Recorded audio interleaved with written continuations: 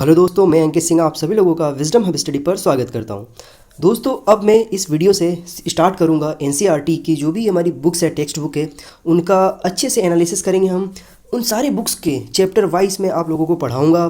तो ये जो है हमारा, मैं हिस्ट्री कवर कर रहा हूँ। हिस्ट्री का जो 6th क्लास से लेकर के 12th क्लास तक की जितनी भी टेक्स्ट बुक है एनसीईआरटी की, उन सभी बुक्स का मैं चैप्टर वाइज सारी चीज़ों को मैं बताऊँगा। तो आप लोगों से मैं यही कहूँगा कि आप अगर सारे एनसीईआरटीज़ को नहीं पढ़ पा रहे हैं तो मैं 6th क्लास से लेकर के 12th क्लास तक की सारी एनसीईआरटी को कवर करूंगा। आप उन सभी वीडियोस को देखने के लिए मेरा जो चैनल है विजडम हब स्टडी, आप इसे सब्सक्राइब कर लीजिए ताकि आपको आने वाले जितने भी अपकमिंग वीडियोज़ हैं वो आपको प्राप्त हो जाए। और दोस्तों, मैं बता दूं कि ये जो वीडियोज़ हैं ये आपको प्रतिदिन प्रातः 7 बजे मेरे यूट्यूब चैनल पर अपलोड कर दिया जाएगा और ये जो वीडियो रहेगा ये पूर्णतः हिंदी में रहेगा। तो चलिए अब स्टार्ट करते हैं हम आपको। तो देखिए, जो हमारी जो पहली टेक्स्ट बुक है क्लास 6th की, तो ये जो बुक है, इस बुक का नाम है यहाँ पर हमारे अतीत। हमारे अतीत की जब ये बात करता है तो हमने हमारे भूतकाल में लाखों हजारों वर्ष पहले क्या क्या घटनाएं घटित हुई थी, उन सभी की ये बात करता है। तो चलिए हम इसको स्टार्ट करते हैं। हम आते हैं हम टेक्स्ट बुक के कंटेंट पर। तो जब आप टेक्स्ट बुक के कंटेंट पर आएंगे यहाँ पर, तो आप यहाँ पर पाएंगे कि यहाँ पर जो पहला चैप्टर है, उस पहले चैप्टर में बोला गया है कब, क्या, कहाँ, कब और कैसे। तो ये जो बुक है हमारी, इस बुक में टोटल 12 चैप्टर हैं। तो 12 चैप्टर है ना, तो सभी चैप्टर्स के बारे में मैं आप लोगों को बताऊंगा क्या क्या घटनाएं घटित हुई है। उन सभी चैप्टर्स को हम धीरे धीरे पढ़ेंगे। तो जो पहला चैप्टर है उसमें ये है क्या, कब, कहाँ और कैसे। तो ये क्या बात करता है, तो देखिए यहाँ पे एक बच्ची है जिसका नाम है राशिदा। राशिदा के कुछ सवाल होते हैं मन में, वो अपने टीचर से पूछती है और उसके सवालों के जवाब टीचर यहाँ पर देता है ऐसे टेक्स्ट के रूप में। तो राशिदा का सवाल है यहाँ पर कि राशिदा बैठी बैठी अखबार पढ़ रही थी। अचानक उसकी निगाह एक सुर्खी पर पड़ी जहाँ पर लिखा था 100 वर्ष पहले। तो उसने सोचा कि 100 वर्ष पहले का मतलब क्या है यहाँ पर। तो 100 वर्ष पहले को जब उसने सोचा तो उसके दिमाग में, उसके मन में ऐसे बहुत सारे सवाल आते हैं। तो फिर उसने प्रश्न पूछना शुरू कर दिया। तो कैसे पता लगाएं, उसने क्वेश्चन पूछा कि कैसे पता लगाएं हम कि ये जो आज घटना हम सुन रहे हैं वो कितने वर्ष पुरानी है। तो इसके लिए बहुत सारे फैक्ट होते हैं, बहुत सारी गतिविधियाँ होती हैं। उन सारी गतिविधियों, साइंटिफिक चीज़ें होती हैं, उन सभी चीज़ों की मदद से पता लगाया जाता है कि घटना कितने वर्ष पुरानी है। तो देखिए, अतीत में बारे में जानने के लिए से बहुत सारी घटनाएं होती हैं जिन घटनाओं को हम समझ सकते हैं, और उस समझने के साथ ही उन सभी चीज़ों को एनालिसिस करके हम बता सकते हैं कि घटनाएं कितनी पुरानी हैं। जैसे कि अतीत में हमें ये पता करना पड़ेगा कि उस समय कपड़े लोग पहनते थे या नहीं पहनते थे, किस प्रकार के घरों में रहते थे, क्या वे शिकार करते थे, शिकार करने के लिए उनके पास हथियार कौन सा था, क्या वे पशुओं का पालन करते थे, क्या वो कृषि करते थे। इसके बाद शासक किस प्रकार के हुआ करते थे, व्यापारिक वर्ग किस प्रकार का हुआ करता था, पुरोहित जो हैं, पूजा पाठ कराने वाले लोग हैं, वो किस प्रकार के रहते थे, शिल्पकार क्या होते थे, कैसे कार्य करते थे, उनके हथियार कैसे होते थे। ये सभी चीज़ें हमारे मन में कौतूहल का विषय रहता है जब हम प्रारंभिक क्लासों में होते हैं। तो फिर कलाकार जो होते हैं, पेंटिंग करने वाले, डांसिंग करने वाले और भी विभिन्न प्रकार के कलाकार, उनकी दिनचर्या क्या थी, उनकी कार्य विधि क्या थी, संगीतकार किस प्रकार से संगीत का वादन करते थे, वैज्ञानिक जो थे, अनेक तरह तरह की जो सोच है, हम जितने सोच सकते हैं वो सभी बातें आज से हजारों वर्ष पहले कैसे होता था, ये सारे विचार आते हैं। इसके बाद बहुत सारे हम आज के हमारे समय में मनोरंजन के संसाधन हैं। तो पहले के समय में मनोरंजन के संसाधन क्या थे, क्या लोग नाटक देखते थे या गीत गायन करते थे, ये सभी बातें हमारे मन में आती हैं। तो ये सभी चीज़ों के सवाल हम ढूंढने की कोशिश करते हैं और वे सभी सवालों के जवाब हमें हमारे टेक्स्ट बुक के माध्यम से मिलती हैं। तो यहाँ पर है कि लोग कहाँ रहते थे। सबसे पहले सवाल तो हमारे मन में ये आता है कि लोग कहाँ रहते थे। तो यहाँ पर आप एक मानचित्र देखेंगे, तो मानचित्र में यहाँ पर नर्मदा की जो घाटी है, नर्मदा नदी की जो घाटी है, उसके बारे में अगर मैं आपसे बोलूँ कि आप अपने मैप में सर्च करिए तो आपको ढूंढना होगा। तो देखिए, आप यहाँ पर ये देखेंगे, ये हमारा भारत का नक्शा है पूरा। अब भारत के नक्शे में अब यहाँ पर जितना आप ये देख पा रहे हैं, इसमें ये बोला गया है कि आप इसमें नर्मदा की जो घाटी है, उस नर्मदा की घाटी को आइडेंटिफाई करिए। तो मैं आपको बता देता हूँ कि जो नर्मदा की घाटी है ना, वो आप देखेंगे यहाँ पर, ये देखिए, ये जो आप देख रहे हैं ना, ये नर्मदा वैली है। तो नर्मदा वैली है ना, तो यहाँ पर क्या था कि लाखों वर्ष पहले इस नदी घाटी में कई तरह के उत्खनन में चीज़ें प्राप्त हुई हैं। तो यहाँ पर रहने वाले आरंभिक लोगों में कुछ ऐसे कुशल लोग थे जिन्होंने आसपास की जो जंगल की संपदा थी उससे वह परिचित थे। और इसके बाद उन्होंने भोजन बनाने की बहुत सारी विधियां थी उसके बारे में जानकारी प्राप्त किया था, जैसे कि जड़ मूल कंद जो होते हैं उनके बारे में जानकारी प्राप्त किया था, और वे सभी इसका संग्रह करना प्रारंभ कर चुके थे। और इसके साथ साथ वे लोग जो थे ये आखेट करना भी सीख चुके थे। आखेट करना मतलब होता है यहाँ पर शिकार करना, वे हंटिंग करना भी सीख चुके थे।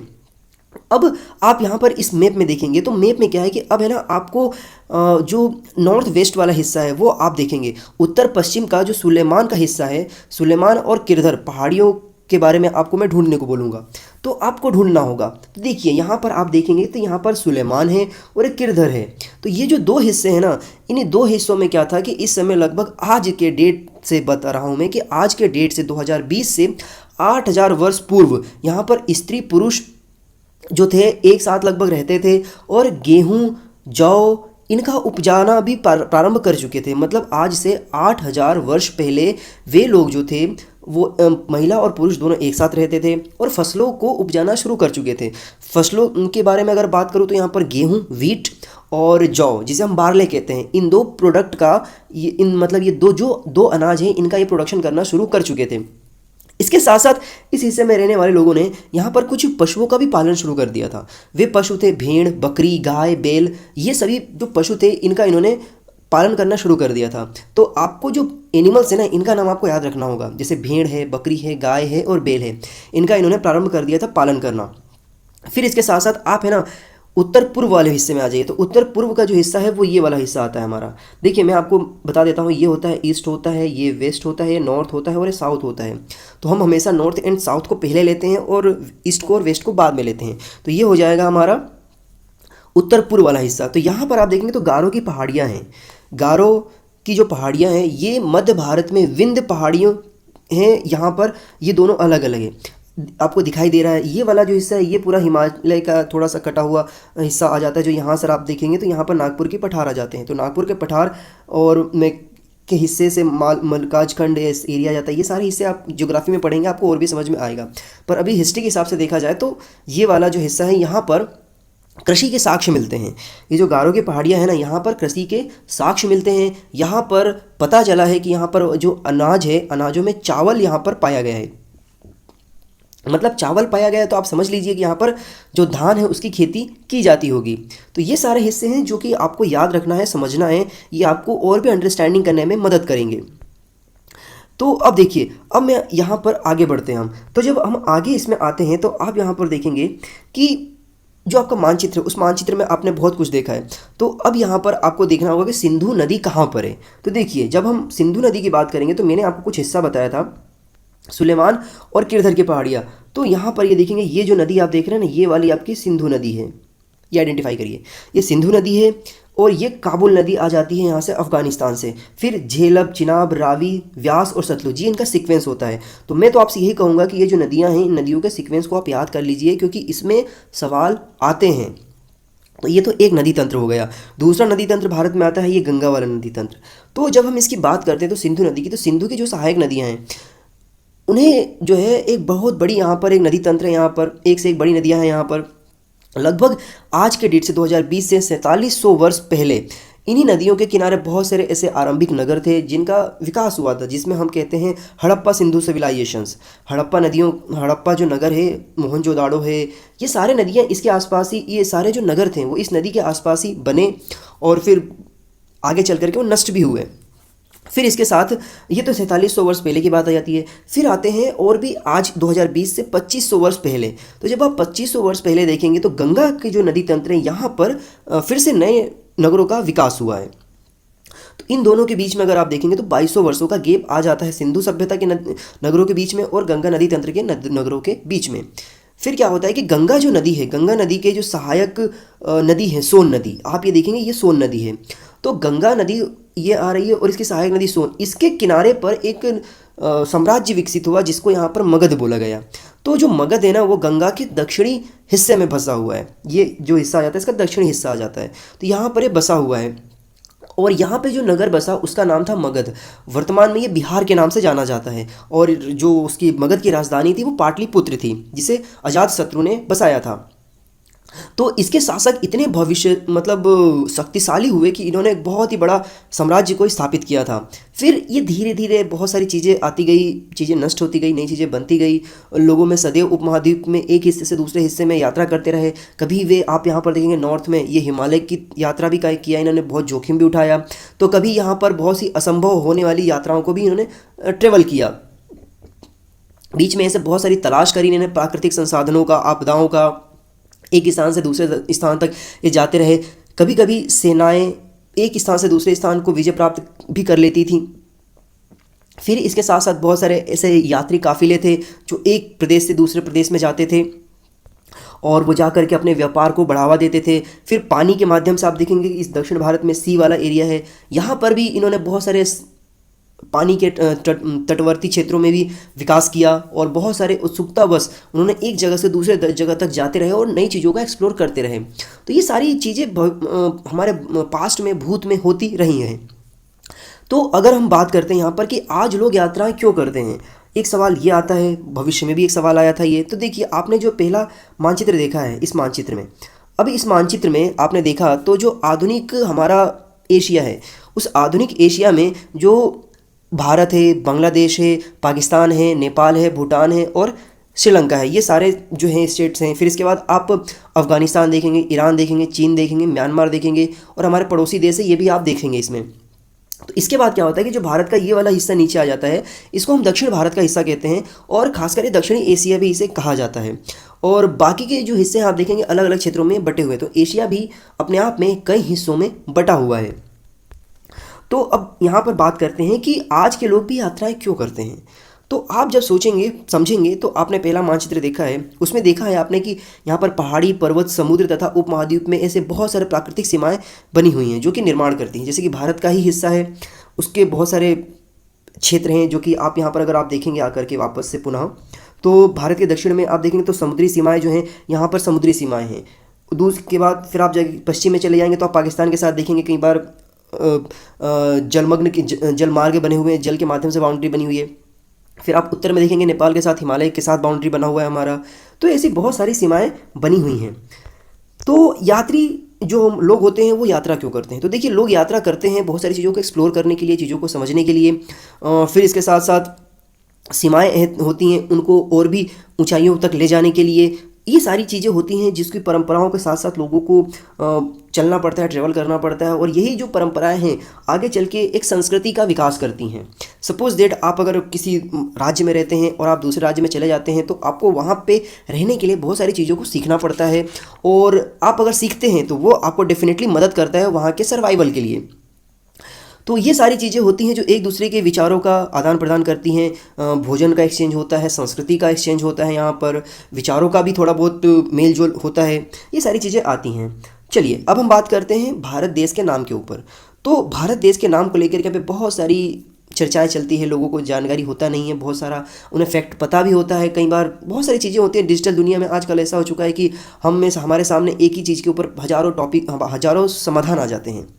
तो हम चर्चा करते हैं। तो देखिए, अपने देश का नाम हम प्रायः इंडिया, भारत के नाम का प्रयोग करते हैं।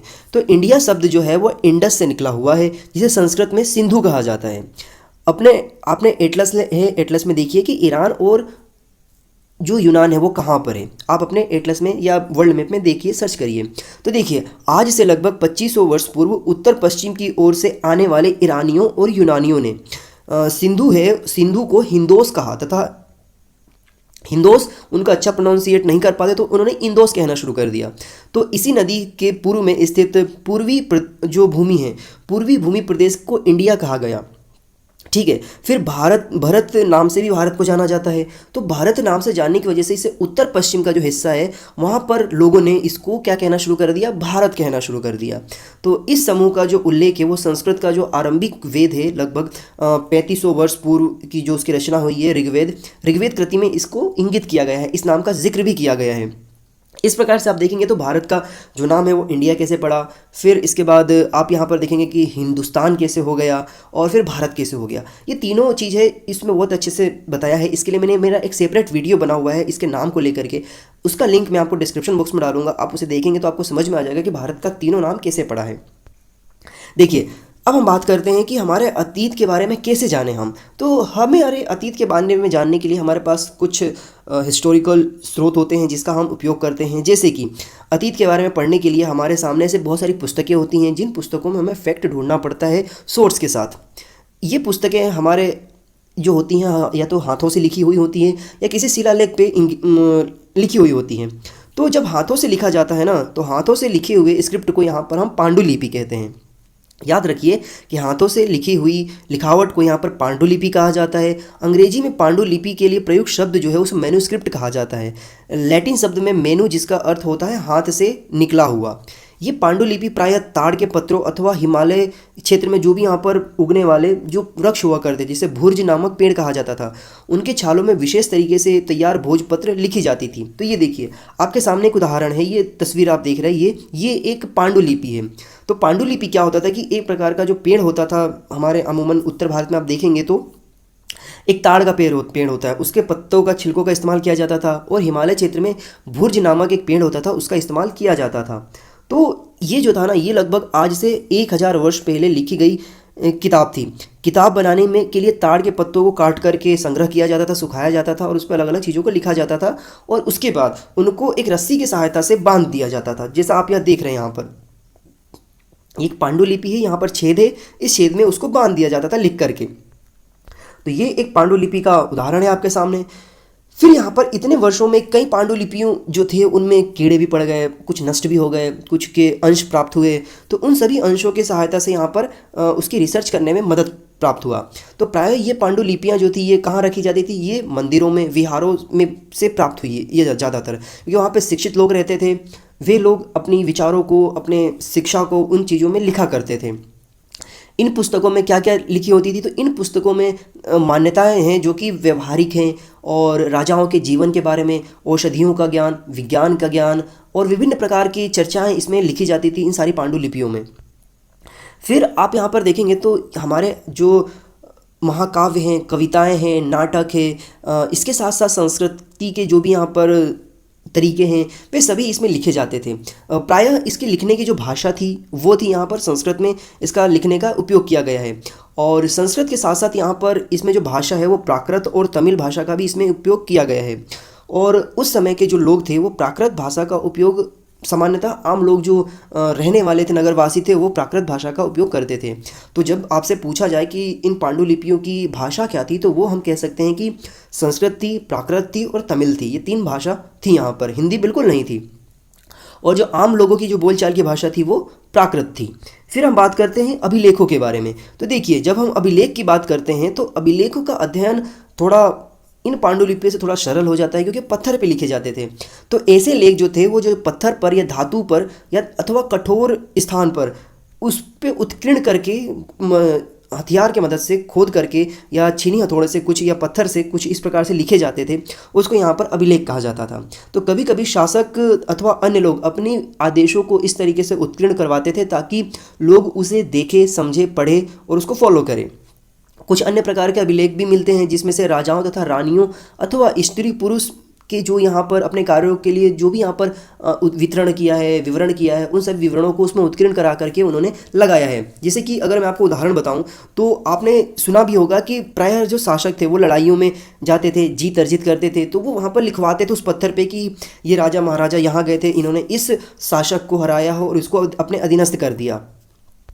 तो ये सारी चीज़ें भी हमें देखने को मिलती है। फिर इसके अतिरिक्त कई ऐसी वस्तुएं भी बनी हैं जो कि प्रयोग में लाई जाती है। जैसे कि ऐसी वस्तुओं का अध्ययन करने वाला जो व्यक्ति होता है वो पुरातात्विद कहलाता है। ओके, फिर इसके बाद क्या है कि पुरातात्विद क्या होते हैं कि ये पत्थर, ईंट और जो भी यहाँ पर अवशेष प्राप्त होता है ज़मीन के अंदर से, उन सभी का रिसर्च करते हैं और रिसर्च करके ही ये सारी चीज़ों के बारे में पता लगाते हैं कि वो कितना वर्ष पुराना है।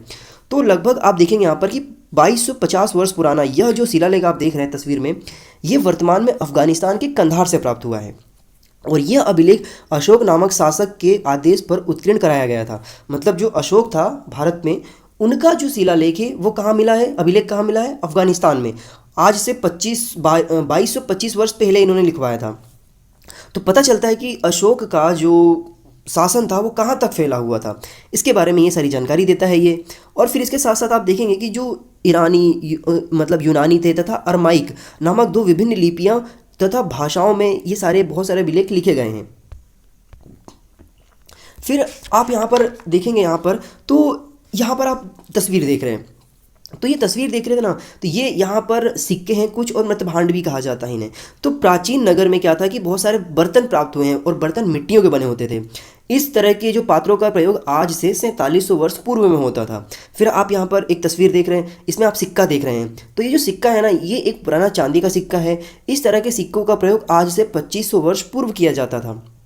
और आज के अगर सिक्के देखेंगे आप, तो उनकी संरचना कुछ विभिन्न प्रकार की होती है। तो यहाँ पर 3 समय एरा आ गया, टाइम लाइन आ गई। एक 4700 वर्ष पूर्व जब यहाँ पर इस तरीके के बर्तन प्राप्त होते थे, फिर उसके बाद 2500 वर्ष पूर्व जो इस समय का एक सिक्का प्राप्त हुआ है, 2 अलग अलग। फिर आज का आप देखेंगे तो आज के अलग अलग सिक्के, ठीक है। तो इस प्रकार के सिक्कों जब खुदाई की जाती है, किसी भी पुरातात्विक स्थल के बारे में खोदा जाता है, तो वहाँ पर बहुत सारी चीज़ें इस प्रकार की निकलती है। फिर उन्हीं सारी चीज़ों की मदद से क्या होता है कि रिसर्च किया जाता है, और रिसर्च करने के बाद उनके बारे में बहुत सारी पता चलता है कि वहाँ पर किस प्रकार की शैली रही होगी, रहने की शैली होगी, लोगों का बिहेवियर कैसा होगा। यदि वहाँ पे अच्छे खासे मात्रा में सिक्के प्राप्त होते हैं महंगे सोने चांदी के, तो पता लगा सकते हैं कि वहाँ के लोग बहुत समृद्ध हुआ करते होंगे। अगर ऐसे ही अनेक प्रकार के बर्तन प्राप्त होते हैं, तो हम कह सकते हैं कि वहाँ के लोग बहुत ही ज़्यादा सोफिस्टिकेटेड थे, मतलब वो बहुत ही एक ऐसी लाइफ जीते थे जिनमें बहुत ही आरामदायक हुआ करता था।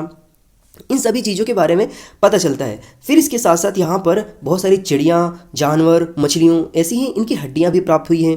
तो उससे पता चलता है कि ये सारे पशु पक्षी उस समय भी रहते होंगे हमारे वातावरण में, हमारे इन जंगलों में। इस प्रकार की जानकारी यहाँ से प्राप्त होती है। फिर कई बार लकड़ियों की जानकारी प्राप्त होती है, कहीं जली लकड़ियाँ, इस प्रकार के कोयले जो बन जाती हैं। तो ये भी पता चलता है इन सभी चीज़ों से कि यहाँ पर में भी उस समय के लोग आग से परिचित होंगे, अगर जली लकड़ियाँ प्राप्त होती है तो। और ये सारी चीज़ें उन्हें मिलती हैं, तो बहुत सारी चीज़ों के बारे में अनुमान लगाया जा सकता है कि क्या ऐसी चीज़ें भी हुआ करती थी। फिर इसके साथ साथ जो पुरातात्विक होते हैं, ये बहुत सारे कपड़ों का अवशेष मिलता है, तो कपड़ों के अवशेष के माध्यम से भी बहुत सारे रिसर्च करते हैं। तो पांडुलिपि, अभिलेख तथा पुरातत्व से ज्ञात जानकारियों के लिए इतिहासकार जो होते हैं वो प्रायः बहुत सारे शब्दों का इस्तेमाल करते हैं। जो इतिहास के बारे में, प्राचीन इतिहास के बारे में स्टडी करता है और हमें जानकारी देता है, उसे हम क्या कहते हैं, हिस्टोरियन कहते हैं या इतिहासकार कहते हैं।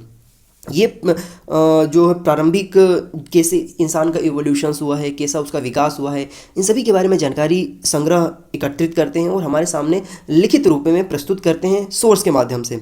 और जब ये सोर्स का यूज़ करते हैं तो इसे स्रोत या सोर्स कहा जाता है। ये बहुत फैक्ट होता है क्योंकि इसमें वे सारी रिसर्च लिखते हैं जो उन्हें लोग वे अपने शोध के समय करते हैं। फिर यहाँ पर ये जो हमारी किताब है, इस किताब का नाम है अतीत।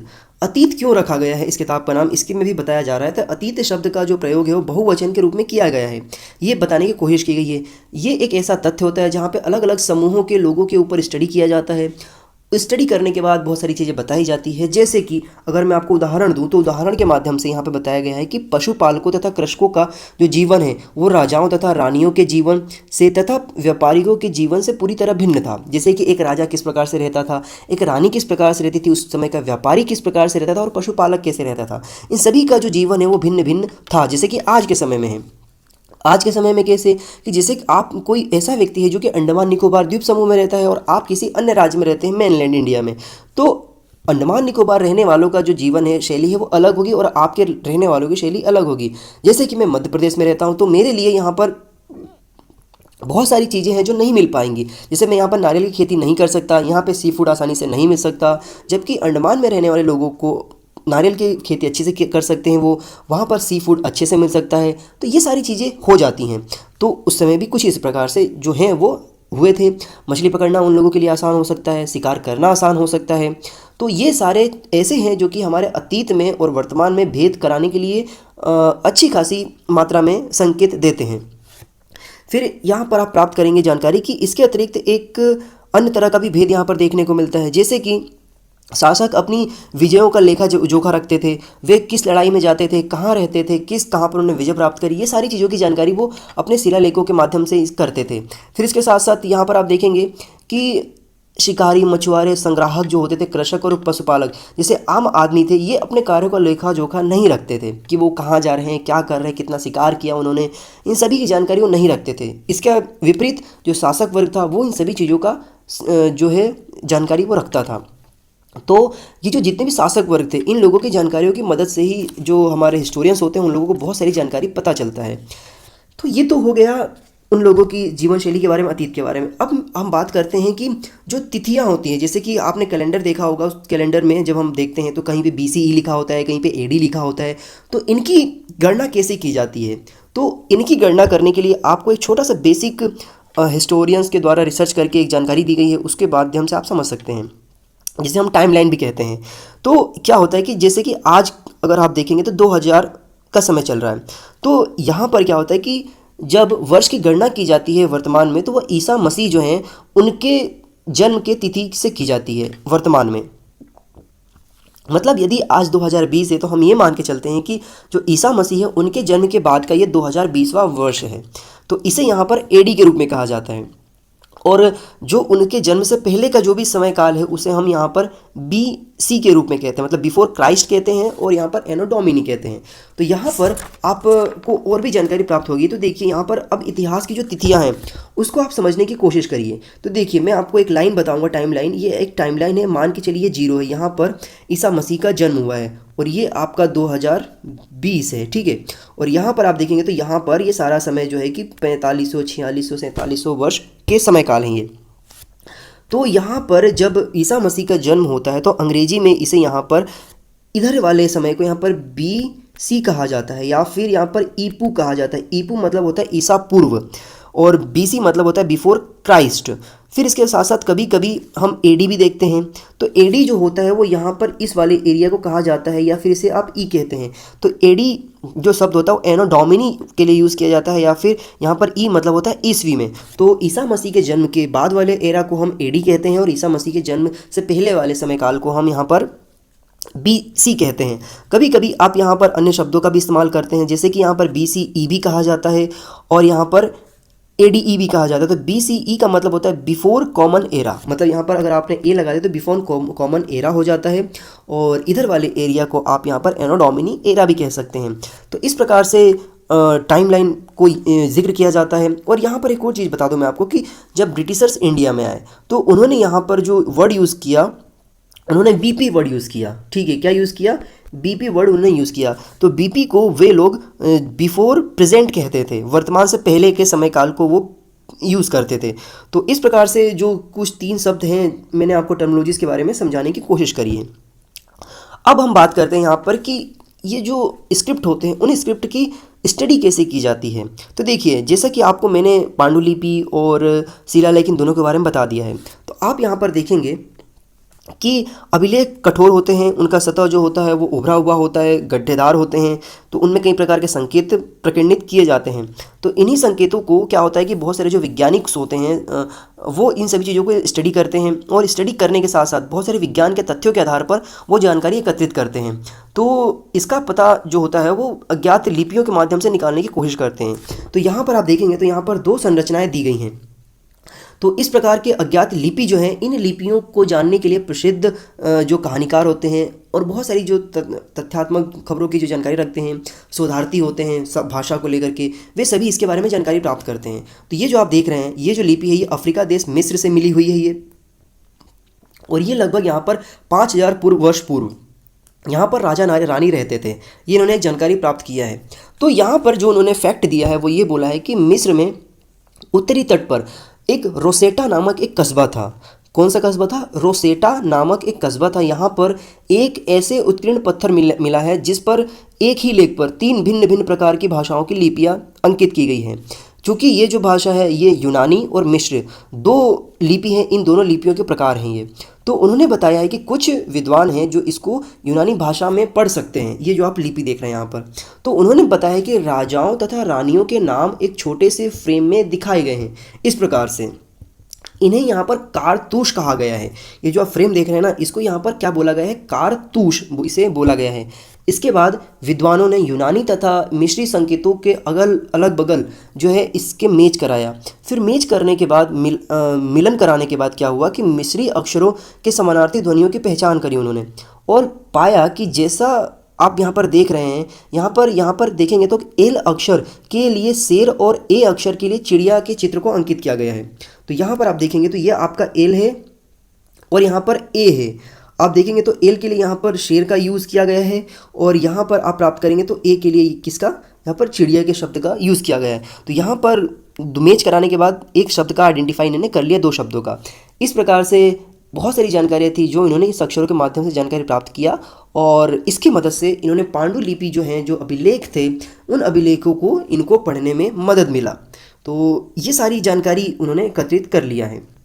तो मित्रों, यहाँ पर मैंने आप लोगों को जो बताया है ये पूरा एक पहला चैप्टर था जिसका नाम था कब, क्या, कब, कहाँ और कैसे। तो ये हमारी एनसीईआरटी जो है 6th क्लास की इतिहास, हमारा अतीत का चैप्टर फर्स्ट मैंने कंप्लीट कर दिया। यहाँ पे कुछ टर्मिनोलॉजी से जिसको मैं थोड़ा सा रिवाइज करा देता हूँ कि हमने इसमें क्या पढ़ा है। तो हमने यहाँ पर शब्द यूज़ किया है यात्रा। यात्रा कौन करते हैं, किसे कहा गया है, जो लोग ट्रेवल करके आते थे एक जगह से दूसरी जगह पर। पांडुलिपि क्या होता है, पांडुलिपि जो है वो एक विशेष प्रकार के वृक्ष होते हैं, उन वृक्षों के छाल को यहाँ पर इस्तेमाल किया गया है, इसे भुर्ज कहा जाता था या फिर ताड़, इन सब के पत्तों का इस्तेमाल किया गया है। अभिलेख क्या होते थे, तो अभिलेख के बारे में हमने पढ़ा है कि एक प्रकार का पत्थर होता था ये, जिसमें वो शासक जो होता था अपने एरिया के बारे में, अपने विकास के बारे में, अपनी बातों को वो उसमें लिखवा करके लगवाता था। पुरातत्व क्या होता है, पुराने ज़माने की जो चीज़ें होती हैं, इतिहासकार उसको सर्च करते हैं, उसे पुरातत्व कहते हैं। इतिहासकार जो भूत की जो बातें हैं उनकी स्टडी करते हैं। स्रोत जो कि एक ऑथेंटिकेट स्रोत के सोर्स जो होता है जहाँ से जानकारी को प्राप्त की जाती है। अज्ञात लिपि का अर्थ निकालना, ये सारी चीज़ें शब्द का हमने इसमें इस्तेमाल किया है और पढ़ा है। अब यहाँ पर आप देखेंगे तो हमने जो भी पढ़ा ना उसके बाद एक छोटा सा एक्सरसाइज है। अब हम इस एक्सरसाइज को हम कर लेते हैं और एक टाइमलाइन है उसको भी हम देख लेते हैं। तो कृषि का आरंभ जो है वो आज से 8000 वर्ष पूर्व प्रारंभ हुआ था, ऐसा माना जाता है शोध के माध्यम से। फिर सिंधु सभ्यता का जो प्रथम नगर है वो 4700 वर्ष पूर्व का माना जाता है, सिंधु सिविलाइजेशन का जो एरिया है। फिर नर्मदा घाटी है, वहाँ पर लगभग 2500 वर्ष पूर्व एक बड़ा साम्राज्य विकसित हुआ जिसे मगध कहा गया है। फिर वर्तमान जो है वो लगभग 2000 वर्ष पूर्व का है। ये ऐसा कुछ फैक्ट्स हैं। तो देखिए, अब यहाँ पर जो ये जोड़ी दी गई है इसको हमें सुमेल करना है। तो जब हम इसे सुमेल करने आएंगे तो हमने जो पढ़ा है उसके बारे में ही ये सारी बातें पूछी गई है। तो देखिए, यहाँ पर नर्मदा घाटी की बात की गई है। तो हमने पढ़ा है क्या, नर्मदा घाटी में पहले कृषि के जो है वो स्रोत प्राप्त हुए हैं, संसाधन प्राप्त हुए हैं जिनकी जानकारी मिलती है। फिर मगध गंगा के किनारे बसा हुआ एक बहुत बड़ा राज्य था। फिर गारो की बात करें तो गारो में क्या हुआ, हमें प्रारंभिक गारो के बारे में, यहाँ पर आखेट के संग्रह के बारे में जानकारी प्राप्त मिलती है हमें। फिर यहाँ पर आप सिंधु तथा इसकी सहायक नदियों की बात करेंगे तो ये क्या था, सिंधु और इसकी सहायक नदियों के बारे में बात करें तो ये प्रथम नगर थे, 4700 वर्ष पहले की बात की गई है। और गंगा नदी तट यहाँ पर आप देखेंगे तो लगभग 2500 वर्ष पूर्व यहाँ पर एक नगर विकसित हुआ। तो ये सारी आप इसके स्क्रीनशॉट ले सकते हैं। आपके ये एनसीईआरटी के जो फैक्ट्स हैं ये कभी भी किसी भी एग्जाम में पूछे जा सकते हैं। और इसके साथ साथ अब जो हमारा दूसरा प्रश्न है वो है पांडुलिपियों तथा अभिलेखों में एक प्रमुख अंतर बताना है। तो पांडुलिपियों और अभिलेखों में अगर मैं अंतर बोलूँ तो आप खुद लिखिए इसका आंसर और मुझे कमेंट सेक्शन में बताइए कि क्या पांडुलिपि होते हैं और क्या अभिलेख होते हैं, क्योंकि मैं सारी चीज़ें आपको समझा चुका हूँ। तो मुझे उम्मीद है कि आप लोग इसके जवाब देंगे और मुझे बताने की कोशिश करेंगे कि आपने यहाँ पर क्या सीखा है इस पहले चैप्टर में। तो ये एक बेसिक टेक्स्ट बुक था जिसको मैंने आप लोगों के साथ साझा किया है, समझाने की कोशिश करी है कि इसमें क्या क्या है जो कि आप लोगों को समझ में आएगा और क्या डाउट होगा। तो मुझे उम्मीद नहीं है कि यहाँ पर आपको कुछ भी यहाँ पर डाउट होगा, क्योंकि बहुत ही सिंपल सा चैप्टर था। तो यहाँ पर ये चैप्टर कंप्लीट होता है। तो मैं आप लोगों से यही कहूँगा कि आपको ये वीडियो अच्छा लगता है आप दोस्तों के साथ शेयर करिए, बच्चों को पढ़ाइए, 6 क्लास के बच्चों को पढ़ाइए, क्योंकि आज के समय बहुत सारी प्रॉब्लम्स आ रही है, स्कूल्स लग नहीं रहे हैं। तो मैंने प्लान किया है कि मैं आप लोगों को जो एनसीईआरटीज़ है उन लोगों को उसको कवर करूं। और यूपीएससी के लिए डेफिनेटली ये बहुत ही फ़ायदेमंद है, पीएससी के लिए बहुत ही फ़ायदेमंद है। तो ये जो वीडियो है आप लोगों को प्रतिदिन सुबह 7 बजे मेरे यूट्यूब चैनल पर मिल जाया करेगा। उसे देखने के लिए आप चैनल को सब्सक्राइब कर लीजिए, बेल आइकन बटन दबा दीजिए ताकि जब भी वीडियो आए आपके पास नोटिफिकेशंस आ जाए। चलिए फिर से मुलाकात होगी। अपना ख्याल रखिए, अपने घर वालों का ख्याल रखिए। Have a good day. जय हिंद, जय भारत।